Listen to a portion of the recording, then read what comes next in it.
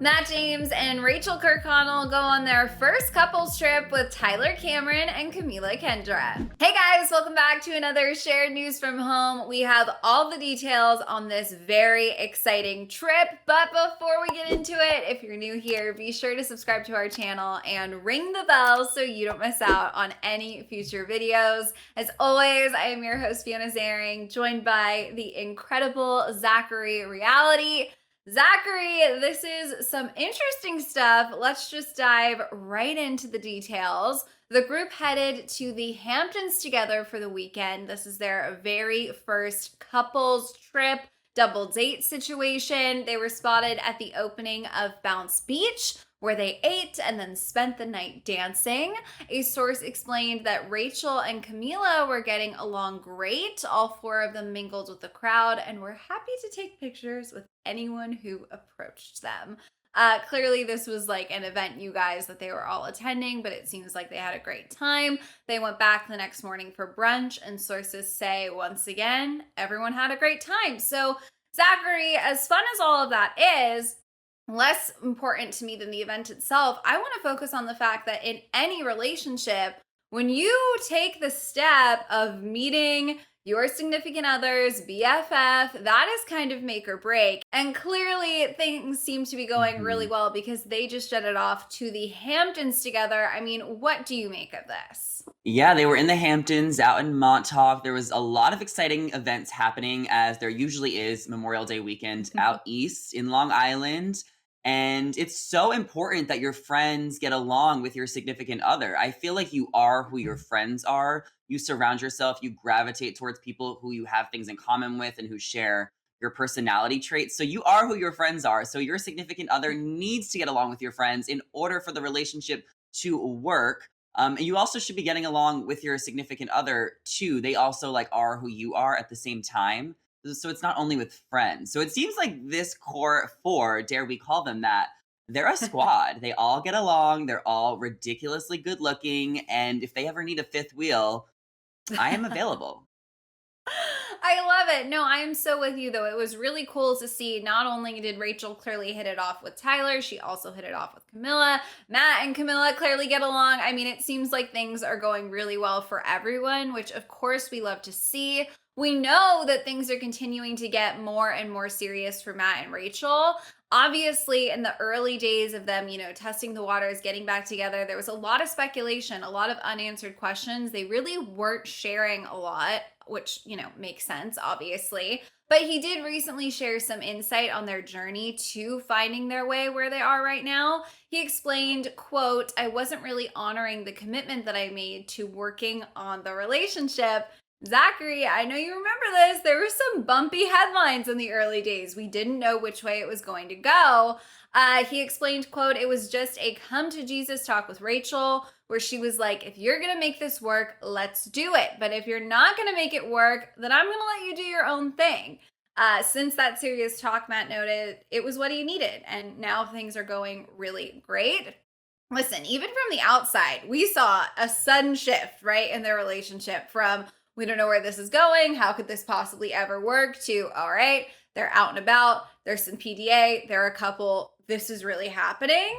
I feel like this journey has been a roller coaster for everyone involved, including the fans, but I'm happy for them. I mean, what are your thoughts on this? Yeah, it's so interesting to hear Matt talk more about the ship in depth, just a few months after we saw everything play out on After the Final Rose. And it's interesting that Rachel had more of a say in the relationship than we thought. Because what went on After the Final Rose, we thought that Matt was the one breaking up with Rachel. He was the one that was like, you need to go on this journey. You need to prove this, and that to me because of her past.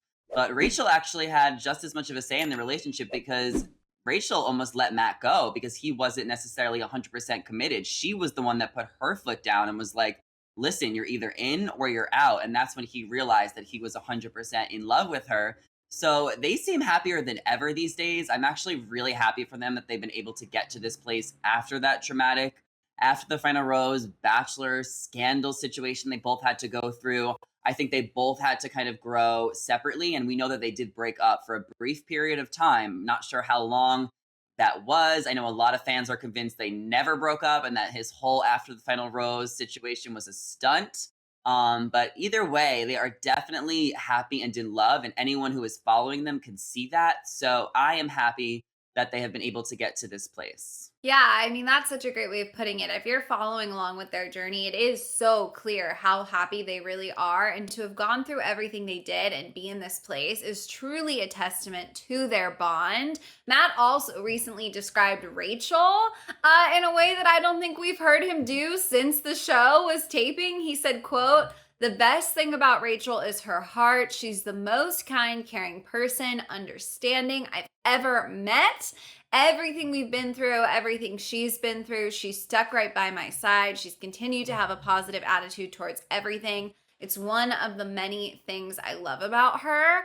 The thing is, when we were watching their season, I could always see their connection. I wasn't sure if I was like rooting for her, if she was the front runner, but it was very clear since literally the first moment they met, right? There was a bond there, that there was a spark. And for Matt to be explaining that throughout all of the chaos, all of the drama, all of the really, let's face it, heavy, important, difficult stuff that needed to be unpacked, you know, that happened on the world scale. For him to be able to have this view of her now, it just really, I do think, speaks to who she is as a person. I mean, what do you think? Yeah, it was very evident that he liked her a lot, but the allegations about Rachel came out, just a few episodes into the season, and they only got bigger and bigger, and it's definitely snowballed into a huge thing. So it was really hard to root for Rachel during the season, regardless of the connection. But after the season, they've clearly worked on their issues, and we gotten to know Rachel a little bit more. I don't think she's a bad person. I don't think she's a malicious person. It's obviously not our place to forgive Rachel for her past, but I think that she still is a good person who made a lot of mistakes in the past, and whatever her past mistakes are, that doesn't define her today. And Matt clearly sees that and clearly knows that she loves him and accepts him for who he is as a Black man. So I'm glad that they have worked through that and they have gotten to grow together as a couple and as individuals from the show and from that experience. Obviously, that had to happen for Bachelor Nation, for everyone to have a greater conversation. So I'm glad that we got to this place. And now we're seeing this beautiful interracial relationship coming from The Bachelor that we don't usually see. So there are positives in this. And I think Bachelor Nation was able to move forward as a whole collectively from this situation. Yeah, I mean, honestly, so well put. Literally couldn't put it better myself. I think you really hit it all. I mean, it's such an interesting journey, but at the end of the day, the end result, I think, is a net positive across the board.